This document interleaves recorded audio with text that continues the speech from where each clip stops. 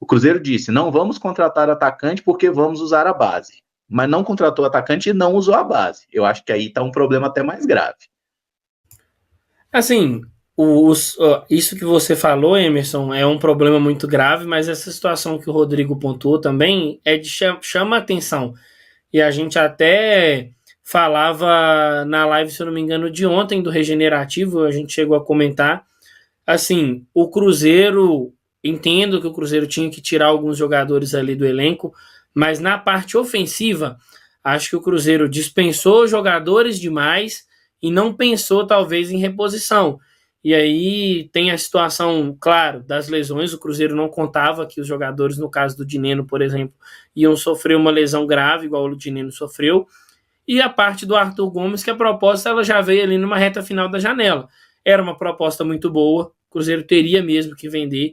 Era uma valorização num atleta que não é tão novo, é um atleta que já bateu no futebol europeu e voltou, vivia seu melhor momento da carreira, mas não era o melhor momento dele no Cruzeiro.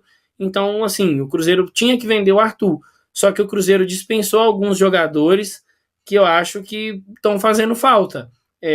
O Robert, por exemplo, ele não vivia um bom momento, mas acho que é um jogador que poderia ser útil.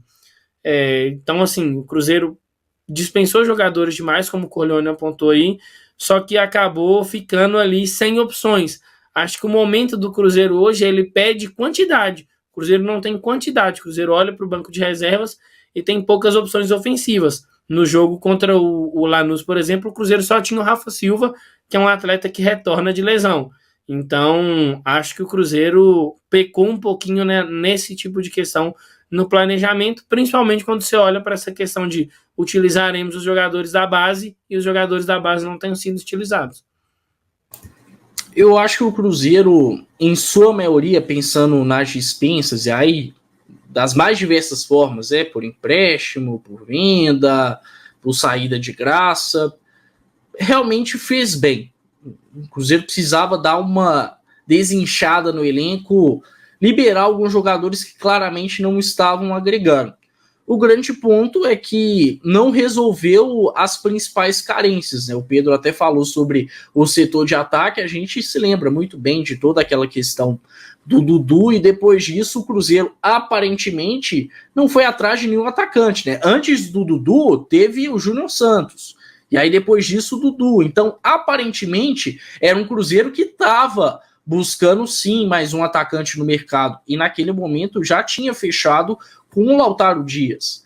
Então aí é um pouco estranho assim entender esse movimento do Cruzeiro, né? Faz proposta pelo Júnior Santos, contrata o Dudu, e aí depois tem todo o imbróglio e não faz mais nenhum movimento em torno de um atacante. E depois disso, ainda tem uma venda do Arthur Gomes, tornando um pouco mais carente o setor ofensivo do Cruzeiro, sobretudo se tratando de ponta, já que o Cruzeiro tinha liberado o João Pedro, o Robert. Então, para mim, o problema está na atuação, no mercado. O Cruzeiro claramente poderia sim ter investido mais nesse setor de ataque. E aí, se não investiu, entra o que o Emerson falou, o mau uso dos garotos da base, que claramente não tem acontecido. Não aconteceu com o Fernando Seabra, não aconteceu com o Fernando Diniz, e eu acho que a diretoria pouco se incomoda nesse sentido.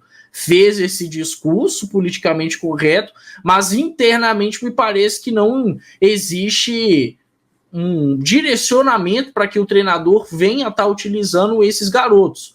Não existe também um respaldo para que esses meninos venham a ser utilizados em, claro, um cenário de carência no setor ofensivo. Então, para mim, está aí mais o problema. Acho que os dois principais problemas: a atuação limitada no mercado em relação ao setor ofensivo, e aí, depois disso, a subutilização dos garotos da base, principalmente os atacantes.